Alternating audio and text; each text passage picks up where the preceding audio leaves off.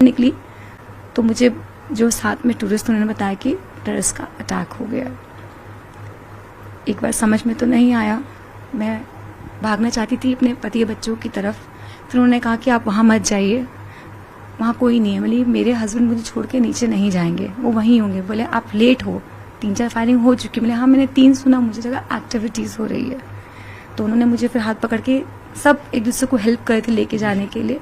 तो वो घसीटते गिरते पड़ते, वो गॉज को फाड़ते हुए, वी जस्ट रनिंग। मैं गिरी, लोगों ने मेरा हाथ पकड़ के मुझे घसीट के नीचे उतारा, बहुत कुछ हुआ।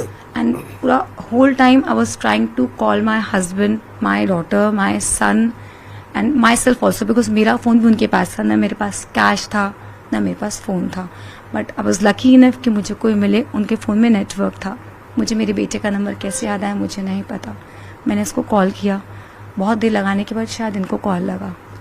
तो इन्होंने कहा मम्मी मैं तो नीचे आ गया हूँ। तो आई वाज कहना very like I was like shock कि ये नीचे है तो फिर श्योर दिनेश कहाँ है। आई was like shouting that time also, हम वहाँ थे but I was shouting on my son कि श्योर तुम पापा साथ क्यों नहीं हो। तो देखिए मम्मी मेरे बगल से फायरिंग हुई है, मेरे शर्ट पे ब्लड का स्टेन था। एक घोड़े वाले भैया थे, वो मुझे नीचे लेकर आए। तो सॉर्टेड, मेरा बच्चा मुझे मिल गया एटलीस्ट। तो बोले मम्मी आप नीचे आओ फिर हम बात करते हैं। फिर किसी तरह से जो जिनका फ़ोन था ट्रैक करते करते जिनकी हेल्प ली हम नीचे पहुंचे। उसके बाद फिर शौर ने मुझे ड्राइवर भैया को हैंड ओवर किया। जो हमारे ड्राइवर थे, मैं उनका नाम ज़रूर लेना चाहूँगी, सोहेब भाई।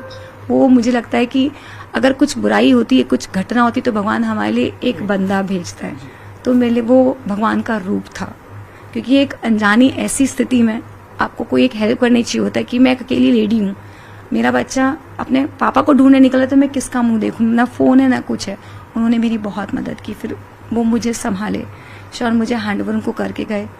ये बोले मैं मम्मी ऊपर जा रहा हूँ, मैं पापा को देखता हूँ। मैंने कहा तुम ऊपर कैसे जाओगे, मैं भी चलूंगी। तो देखिए मम्मी अपन हैंडल नहीं कर सकते। एंड मैं बहुत बुरी स्थिति में थी, मतलब कीचड़ में फंसे, सब कुछ गंदगी में। मैं सेंसेस में नहीं था, कॉन्स्टेंटली क्राइंग लगे नहीं थी। मुझे बहुत लगा था कि मूवी चल रही है, शायद ये अब एंड हो जाएगा।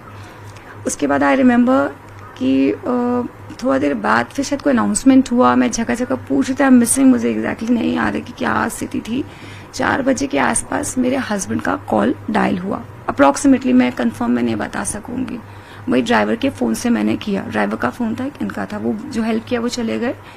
तो 4 बजे के आसपास मेरे हस्बैंड के फ़ोन में रिंग हुआ।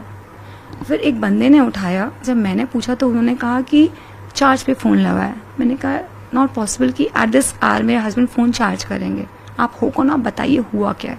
तो वो कुछ बोले ही नहीं। तो फिर मैंने ड्राइवर साहब को बोला कि आई थिंक ये मतलब आपके लैंग्वेज समझेंगे, कश्मीरी मेरे को शायद नहीं आता। तो जब उन्होंने बात किया, उनसे बात करके उन्होंने बोला कि ये बोल रहे हैं कि दोनों को घोड़े में नीचे भेज दिए। बट कहानी ये थी कि उनको बता दिया गया था कि शायद शॉर्ट हुए, मुझे ठीक से याद नहीं आ रहा। तो वो बोले भेज दिया गया। तो अब आप सोच रहे हो ना कि मेरे हस्बैंड बच्चे तो नीचे आएंगे। मैं वेट कर रही हूँ। आई थिंक वहाँ पूरे सराउंडिंग में बहुत कुछ रहा था, लेकिन मैं गेट पे ही बहुत देर तक बैठी हुई थी, बीइंग अ लेडी अकेले। वहाँ के लोग बहुत हेल्पफुल थे, कोई मुझे पानी दे रहा था, कोई मुझे चाय दे रहा था, नॉन स्टॉप। उसके बाद आई थिंक टाइम मैं नहीं बता पाऊंगी, बहुत देर के बाद कुछ लोगों को, जख्मी लोगों को नीचे लाया गया। मुझे पता चला, मैं वापस हॉस्पिटल की तरफ भागी तो मुझे मेरी बेटी खून में लथपथ दिखी। उसके हाथ में कट था, कपड़े फटे हुए थे, खून अगल बगल वालों का था, उसका नहीं था, कीचड़ था। तो मैंने पूछा लक्ष्यता, 2 मिनट उसको कंसोल किया। Then I asked him where papa. तो सिर्फ मम्मी पापा को शॉट हुआ है।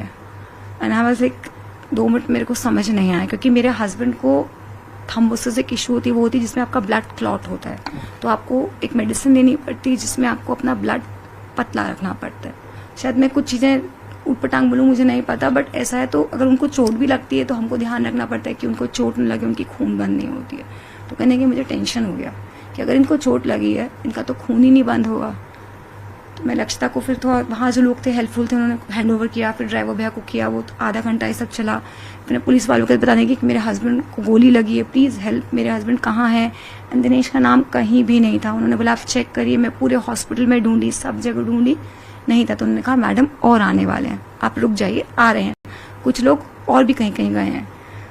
बहुत देर तक मैं घूमी, सबसे हेल्प मांगी थी, सब बोले मैम सब कुछ होगा, आप रुकिए। तो फिर उसके बाद हम तीनों को उन्होंने क्लब हाउस भेजा कि आप लोग यहाँ से सुरक्षित जगह चल जाइए, माहौल ठीक नहीं है, बच्ची भी रिलैक्स हो जाए। तो उनकी बात भी मानना ज़रूरी था क्योंकि इतना हौच पौच हो चुका था, वहाँ क्योस था। तो उनको लगा आप लोग बेचारे जिनके मिल गए उनको हम एक बार संभालें। तो हम तीनों अपनी गाड़ी लेकर सोहेब भाई के साथ में पहलगांव का क्लब गए शौर्य।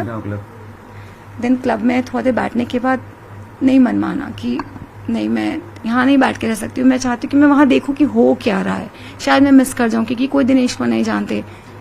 दिनेश कहाँ मुझे ढूंढेंगे, बस फ़ोन नहीं है, दिनेश कैसे करेंगे। तो मैंने शौर्य को बोला हम चलते हैं। तो हम वहाँ स्पॉट पे गए तो उन्होंने कहा मैडम आप कार पार्किंग में लगा के आप वेट कर सकते हो। उसके बाद क्या हुआ, मिसिंग, मेरा दिमाग ब्लैंक हो रहा। शौर्य से बात करते हैं, शौर्य बताएंगे वहाँ की कहानी। उसके बाद कार में मैंने पार्किंग में मम्मी और बहन को बैठाया शोएब भाई के पास पे। फिर मैं बाहर गया तो बातें चल रही थी कि कुछ लोगों को कहा जा रहा था कि अनंतनाग के जीएमसी हॉस्पिटल लेके जा रहे शायद तक, और कुछ लोगों को डायरेक्ट चॉपर से श्रीनगर ले जाए जा रहे। तो उसी में हम नीचे ही थे, वहाँ पे एक ऑफिसर थे, उनके पास में वो लिस्ट आते जा रही थी। तो उसमें हम चेक कर रहे थे बार बार नाम आ रहे कि नहीं आ रहे, आ रहे कि नहीं आ रहे। उतने में ही फिर मैं, सारी दुकानें तो बंद हो गई थी, तो मैंने वहीं बोला कि मेरे को एक फ़ोन चाहिए, बस कुछ भी करके एक फ़ोन और एक सिम। तो वहाँ पे कोई एक अंकल थे, उन्होंने अपनी दुकान खोली, पुलिस वालों से बात करके मेरे को एक फ़ोन और एक सिम दिया। तो मैंने वो लेके मम्मी को दिया और उनका नंबर घर वालों को दिया ताकि मम्मी घर वालों से बात कर पाए। उतने हम वहीं पे घूम रहे थे, बार बार थोड़े बड़े कॉल्स आ रहे इधर उधर से कि क्या हुआ है, कैसा है। कॉल्स हमारे पास बहुत आए, नया नंबर था, आइडेंटिफिकेशन के लिए हम ही दे रहे थे। But we are really blessed कि छत्तीसगढ़ से हो, श्रीनगर से हो, पहलगांव से हो, सब जगह से हमारे रिलेटिव्स भी वहाँ थे। ये सब होने के बाद मैंने जब दिलक्षणा ने बताया तो मैंने 2 कॉल किया, आई थिंक एक अपनी मॉम को किया क्योंकि नंबर मेरे पास नहीं था, और एक कॉल किया था मैंने अपने जेठ जी को बताने के लिए कि भैया दिनेश का ऐसा ऐसा हुआ है। तो मम्मी को कॉल करते मेरी जो फैमिली जिनका बापू की कथा होती वो मुझे हेल्प की, सब गाइडलाइन सेट की, मेरे लिए सब कुछ किया उन्होंने। तो वहाँ की सिस्टम ने, सबने बहुत सपोर्ट किया, बहुत फ़ोन बजा, सबने बहुत किया बोलूँगी मैं। बट फिर भी ये सपोर्ट तब तक सक्सेस नहीं जब तक मुझे मेरा हस्बैंड नहीं मिल जाता। हम ढूंढ ही रहे थे। My son was also like whole time वो चौक पे खड़े थे, मैं भी एक लेडी थी बट मैं खड़ी थी क्योंकि मेरा मन नहीं मान रहा था भैया। एक होटल वाले वहाँ पे थे, my daughter was hungry, she was not feeling well. वहाँ उसको बैठा के उन्होंने चाय पिलाया या खिलाया। तो वहीं पे ना बहुत सारे, एक गाड़ी आई पुलिस वालों की, किन के वेश में थी मुझे नहीं याद आ रहा। तो मैंने उनको पूछा कि भैया आप लोग ऊपर से आए हैं, दिनेश मेरे हस्बैंड का नाम है। तो बोले हमको नहीं पता। तो बोले हम नहीं बता सकते। उससे पहले भी कई लोगों ने बोला, तो हमने डिस्क्रिप्शन दिया था, उससे पहले हमारे पास कॉल भी आया था, कॉल भी आए थे डिस्क्रिप्शन के लिए, हम फोटो सेंड की थी हमने। फिर ऊपर से ब्लैक ड्रेस में कमांडोज वगैरह नीचे आने लगे, पुलिस वाले आने लगे, उनकी गाड़ियाँ वगैरह सब आ रही थी साइड से। तो हम पूछे तो बोले हम पे कोई इन्फॉर्मेशन नहीं, हम नहीं दे सकते, आपको जो है अंदर पता चलेगा। तो हम वहीं पे रुके थे। लाइक थोड़ा सा लकी, ये लास्ट है, सब नीचे आ गए। बोला तो मैंने सब, मेरे हस्बैंड का डिस्क्रिप्शन ये है। तो पता नहीं, बोलते हैं 6 सेंस शायद वर्क करता है। तो मुझे लगा उनके जेस्चर से लगा कि शायद वो डिस्क्रिप्शन समझ रहे हैं या वो बता रहे हैं कि अगर आपको दिनेश अग्रवाल का नाम कहीं नहीं है तो that means I could sense कि कुछ मिसहैप हो चुका है हमारे साथ में।